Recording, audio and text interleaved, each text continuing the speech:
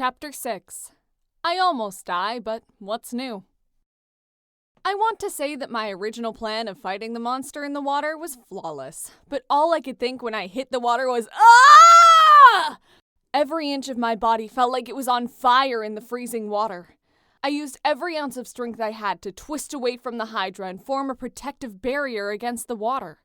Normally, my abilities keep my temperature regulated in the water, so I racked my brain trying to figure out what I was missing. The serpent, now revitalized in the water, came shooting towards me, all 7 mouths open and ready for a bite of Demigods sushi. I searched my pocket for Riptide, glad that it had reappeared in time, and yanked it out. I slashed at one of the heads out of instinct, and the monster roared, sending up strange purple bubbles. The head rapidly started growing back, along with an 8th head, even more ugly than the last. Thinking of anything that could kill the monster, I thought of the Hydra that Annabeth, Tyson, and I had fought years ago. That was a swamp-dwelling Hydra, so I guessed that this one preferred the lake. Something in my subconscious was telling me there was something important about the lake, but I just couldn't think of it before the monster charged me again. The heads all snapped at me together, but using the soft current, I dodged them and slashed at another head, which multiplied again by 2. Out of the corner of my eye, I glimpsed an eerie glow coming from the corner of the bottom of the lake. I backed my way toward it, sliding this way and that to avoid the 9 Hydra heads, which were now hissing so loud I could see the current rippling off its body. I felt a rock behind my back and quickly glanced around, realizing that the glow I had seen was coming from the deepest cave in the rocks, leading even deeper underground. Suddenly, I was struck with the original story. The original Lernian Hydra lived in the Lake of Lerna, which conveniently doubled as an entrance to the underworld. Quickly forming a plan as I twisted in the water to avoid the heads, I began to shift the current around the monster, almost as if the lake was cradling it. The serpent fought back aggressively, tearing and clawing at me in the freezing water, but I continued to shroud it in an underwater hurricane, binding it into a ball and guiding it towards the cave. The monster roared even louder, poison leaking from every mouth in an effort to bathe as much water in poison as possible.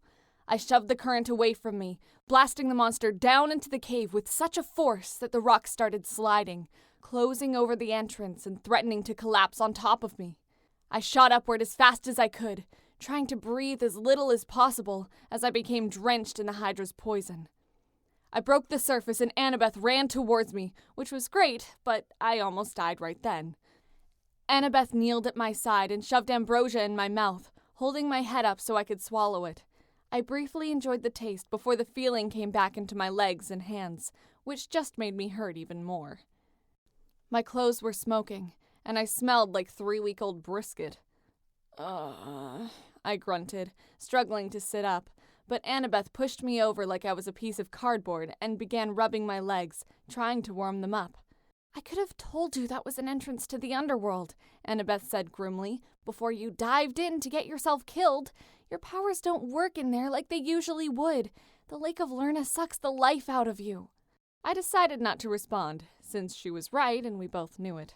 Annabeth's massaging was warming me up quickly, so I sat up and looked into her eyes, which were filled with worry. "I thought we were in this together," she whispered, "ever since Tartarus." "I know. I'm sorry," I rasped, feeling guilty. "I'll try not to do it again, and if I do, you're welcome to drown with me."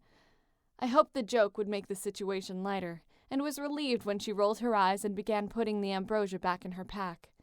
I reached out and brushed a long strand of blonde hair out of her eyes and leaned in to kiss her.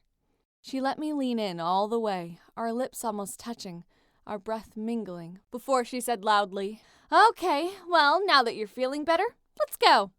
It was my turn to roll my eyes and groan as we stood up, shouldered our packs, and set off down the empty, snowy streets toward the Empire State.